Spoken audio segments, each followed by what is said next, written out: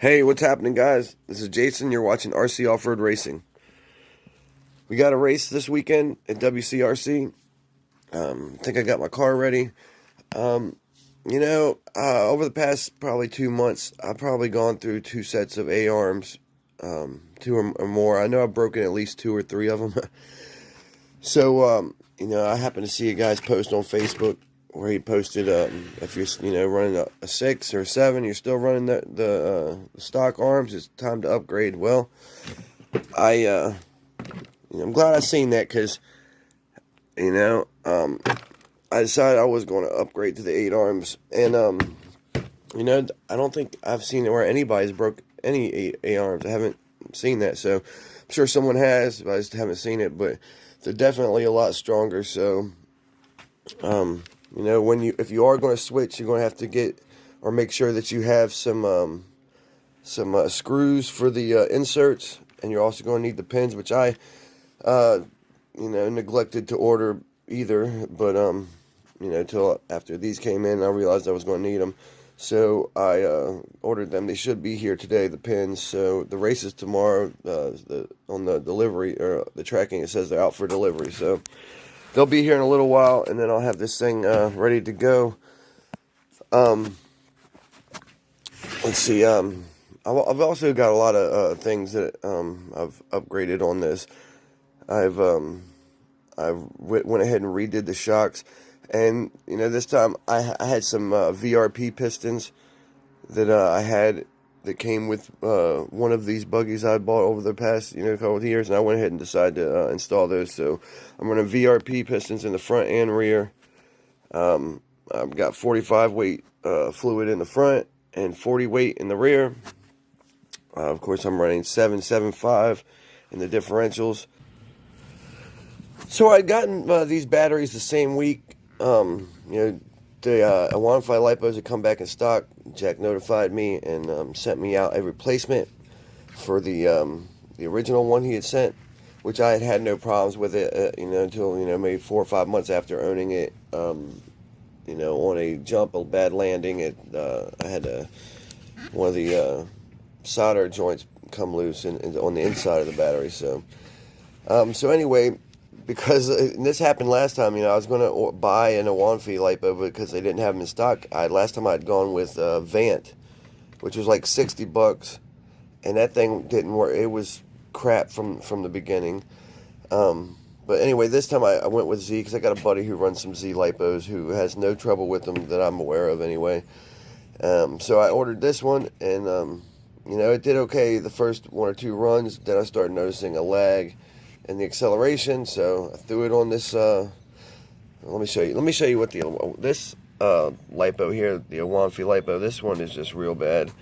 It started out, it was showing one cell at 10 right when I first got it. The number 1 cell was at 10, I guess, whatever the reading is, but or whatever they're measured in milliohms, I guess. I'm not sure what it's called, but anyway, that first cell was measuring at 10, so I kind of knew that this was going to be a bad battery, because generally, for a cell, good cells are either at 5 or below. Usually anywhere 5 or under, and the cell will be is probably performing the way it should. Now, after a few runs on this, a couple times a few charge cycles on the charger here, it's reading 11, 11, 13, and 15. And I've also now this reading is at storage charge. I've checked it at total discharge. I think the readings were like 20 across the board, and then at full charge the readings are the least they'll be, and I think they're like, I can't remember, but this battery's going to crap, so it's showing all cells pretty much are bad now. So let me pause this real quick. I'm gonna put the Z lipo on there. Alright guys, I've got the Z lipo on here now, and it's also at storage charge, and as you can see, that number 4 cell is reading 9. I've seen it's had readings as high as 11, I think, but the other 3 cells are reading all 5, which like I said would indicate that it's a good cell.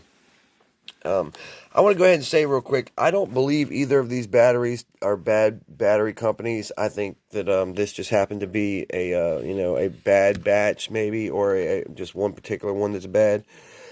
Like I said, I have a buddy who runs Z lipos. That's all he runs. And I have other, I've seen other people using them and haven't really seen many complaints about them. So just want to say that there real quick.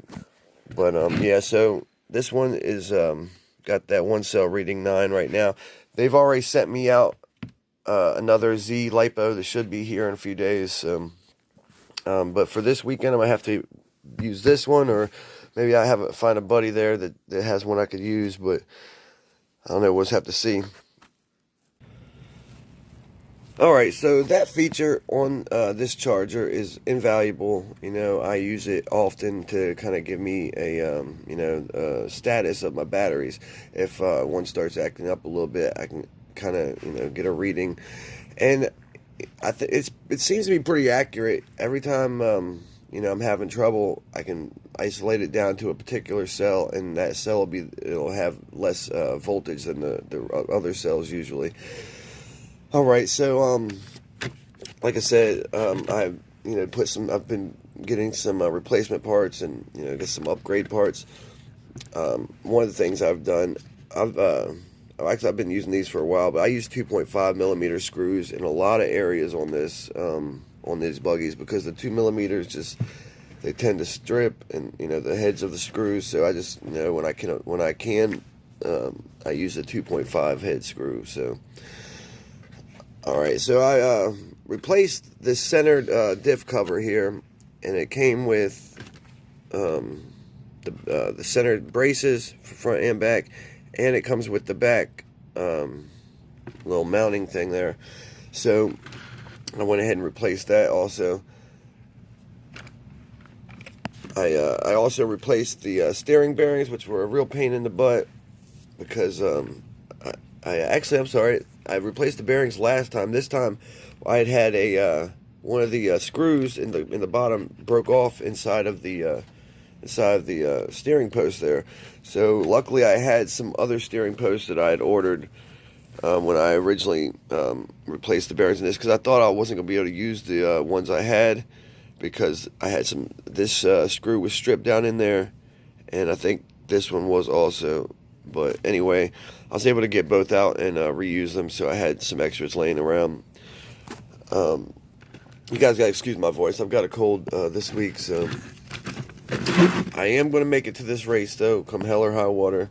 It's probably be the last one of the year, because it's going to get a lot colder. So I don't imagine we'll be out there racing much till spring. But all right, guys. Well. Hopefully I'll have that video posted up tomorrow evening sometime, so be looking for it. Thanks for watching. Don't forget to like, comment, and subscribe, and I'll see you guys next time. Later.